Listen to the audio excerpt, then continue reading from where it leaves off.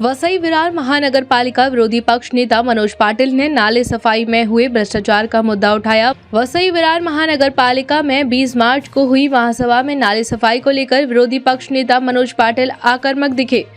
मनोज पाटिल ने प्रशासन पर करोड़ों के भ्रष्टाचार का आरोप लगाया। मनोज पाटिल ने आरोप लगाया कि ओमकार कंस्ट्रक्शन से 38 दिनों के लिए मशीन किराए पर लेने हेतु 38 लाख रुपए खर्च किए गए, जबकि उसी मशीन की बाजार कीमत मात्र 36 लाख रुपए है। उन्होंने इसे महानगर पालिका के खजाने का खुला लूट बताया। विरोधी पक्ष नेता मनोज पाटिल ने क्या कहा, सुनिए। नाले सफाई हा विषय 2018च्या जुलै नंतर वसई विरारकरांच्या जिव्हाळ्याचा विषय झालाय। कारण 2018च्या जुलैमध्ये संपूर्ण वसई बुडाली आणि त्याच्यानंतर निरी IIT चा अहवाल आला, त्याचा अंतिम अहवाल आला, त्याच्यावरती काय कारवाई झाली याच्यावरती सातत्याने चर्चा झाली आणि मग नाले सफाईचा विषय हा प्रत्येक जो नागरिक आहे, लोकप्रतिनिधी आहे, हा प्रत्येकाचा जिव्हाळ्याचा विषय झाला। आता या ठिकाणी नाले सफाईसाठी 18 कोटीच्या मंजुरीसाठी आपण प्रस्ताव प्रशासनाने आणलेला आहे। महापौर महोदय, मी या संदर्भात जे संबंधित अधिकारी आहेत त्यांना विचारणा केली की ही 18 कोटी रक्कम आली कुठून, याचा थोडासा आम्हाला तपशील द्यावा, परंतु तपशील आम्हाला आजपर्यंत मिळालेला नाही। नाले सफाईच्या संदर्भात ऑडिट रिपोर्ट मध्ये वारंवार अनेक सूचना केलेल्या, अनेक गंभीर सूचना केलेल्या आहेत। म्हणजे आपला लोकल फंडाचं जे ऑडिट आहे, लोकल फंडाच्या ऑडिट मध्ये 2018-19 आणि 20-21 पर्यंतचे जे ऑडिट आहे त्याच्यामध्ये एक त्यांनी छोटासा नोंद दाखवलेली आहे।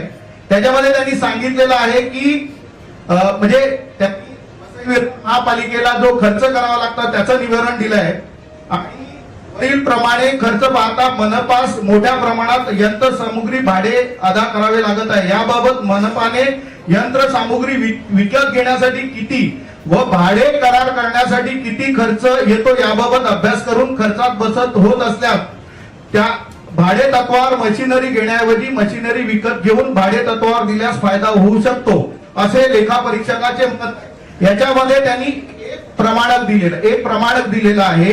त्याच्यामध्ये त्या प्रमाणकामध्ये 2020 चं प्रमाणक आहे। त्यांनी ओमकार कन्स्ट्रक्शनला 17/4/2019 ते 10/6/2019 या कालावधीत एक्सकव्हेटर आणि तराफ्यासह याचा 38 दिवस वापर केला आणि त्याचं 38 लाख रुपये भाडं दिलं आणि त्याच्या अगेन्स्ट मध्ये त्या सेम मशीनची मार्केट व्हॅल्यू आहे 36 लाख रुपये। 38 दिवस वापरलेल्या मशीनची किंमत आहे 36 लाख रुपये आणि याच विषयावरती महापालिकेला त्यांनी महापालिकेच्या संबंधित विभागाला सांगितलंय की याचा अभ्यास करा। कोणी अभ्यास केला? मी मागतोय की तुमचं भाडं किती आहे ते सांगा, आम्हाला त्याची किंमत काढू दे। परंतु महापालिका प्रशासनातले जे अधिकारी आहेत 19 कोटीचं 20 कोटीचं कोटीच्या कोटी उठाण्यात, अरे परंतु हा जनतेचा पैसा आहे। आपण खर्च करताना ऑडिट कशासाठी करतो? सीएजीच्या ऑडिटचे रिमार्क आहेत, लोकल फंडाच्या ऑडिटचे रिमार्क आहेत। कुठल्याच विषयाला तुम्ही विषय गांभीर्याने घेणार नाही, कुठल्याच विषयाला गांभीर्य लोकांचे मुळात त्यांनी त्याच्यासोबत एक अजून रिमार्क मारलेला आहे की तुम्ही जे गाळ काढण्याचा विषय आहे, हा गाळ जो त्या क्युबिक मीटर मध्ये जेवढा गाळ काढला त्या प्रमाणात पैसे द्यायला पाहिजेत, पण आपली पद्धत काय तर तासावारी। आता किती तास मशीन चालवली याच्यावरती भाडं देण्यापेक्षा जर त्याचा किती क्युबिक मीटर माल आहे, किती क्युबिक मीटर गाळ काढला हे जर केलं तर हे पैसे किती कमी होतील। परंतु प्रशासनाला याच्यामध्ये इंटरेस्ट, कुठलाही इंटरेस्ट नाही आणि असा आता आम्हाला एक भीती दाखवली जाते की आता पावसाळा जवळ आलाय, तुम्ही नाही केलं तर याच्यामध्ये लोक उडतील। आता तुम्हाला सन्माननीय महापौर महोदय, मी सांगतोय की अनेक ठिकाणी मी सुद्धा नाल्याचं परीक्षण करतोय। अनेक ठिकाणी ज्या ठिकाणी मोठी गटर नाल्याला घेऊन मिळतात त्याच्या 100-200 मीटर परिसरामध्ये गाळ जमा होतो, इतर ठिकाणी जमा होतो का? तर त्याचं उत्तर त्यांनी द्यावं ना। किती क्युबिक मीटर गाळ काढला, त्याची वाहन कशी केली, तो कुठे टाकला, याचं कुठलंही उत्तर प्रशासनाकडे नाही। आम्ही फक्त इथे बसून त्यांचे 18 कोटीचे 25 कोटीचे प्रस्ताव मंजूर करायचे, परंतु सभासदाला या बाबतीत कुठली माहिती नाही। त्यामुळे हे ह्याचं भाडं किती आणि त्याची मूळ किंमत किती याचा संपूर्ण गोषवारा प्रशासनाने सादर करावा आम्हाला मंजुरीच्या अगोदर. आम्हाला तर कळू दे.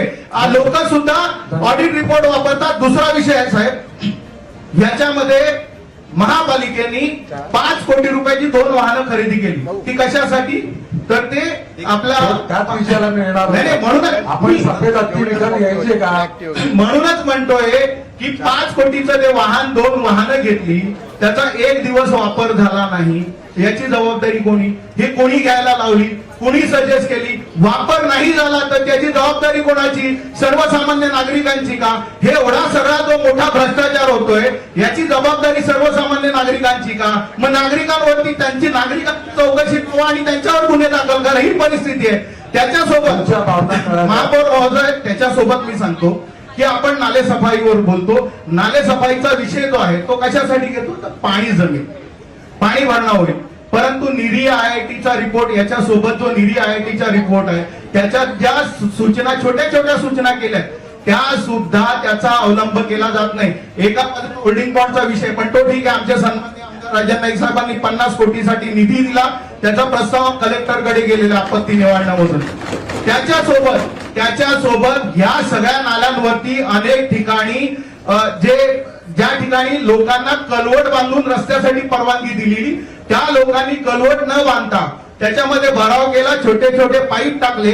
आज ते सगळे पाईप, हे सगळे जे अडथळे आहेत लोकांच्या घरादारामध्ये पाणी जाण्यासाठी कारण ठरतात. पण त्याच्यावरती प्रशासन काय कारवाई करते का? काही कारवाई. अजून एक महोदय, माझं फक्त एक महोदय, एक नाला जो आहे 900 मीटर बाय 35 मीटरचा नाला, त्याची जागा राखीव आहे. आता आपण जो तुंगारेश्वर वरतून पाणी येतो गोखिवऱ्याला, सुरक्षा स्मार्ट सिटी आहे, त्या सुरक्षा स्मार्ट सिटी मधून एक 900 मीटरचा नाला थेट नायगाव साईडला, म्हणजे आपली जी सोपारा खाडी आहे, तो पाणी थेट नायगाव साईडला जाणून सोडण्यासाठी एक नाला आहे. जागा रिझर्व महापालिकेच्या ताब्यात आहे. काय लागणार आहे? फक्त JCB मशीन लागणार आहे. कारण तुम्ही जी माती काढली तर बाजूला ती ठेवण्यासाठी जागा पण आहे. आपले जे कार्यक्षम अधिकारी आहेत, आता डेप्युटी इंजिनियर सूर्यवंशी होते, या सगळ्यांच्या पाठी लागून झालो, लेखी पत्र दिलं.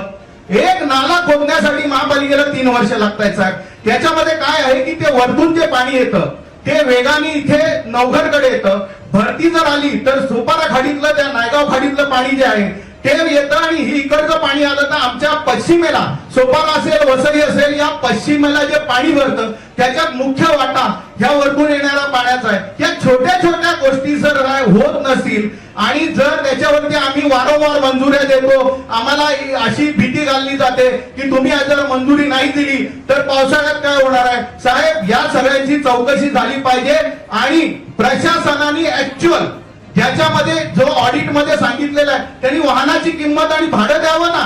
18 कोटी कुठल्या आधारे तुम्ही आला? त्यामुळे या सगळ्या विषयावरती गांभीर्याने चर्चा विषय हवा आणि त्यामुळे अशा 18 कोटीला आमची मंजुरी नाही.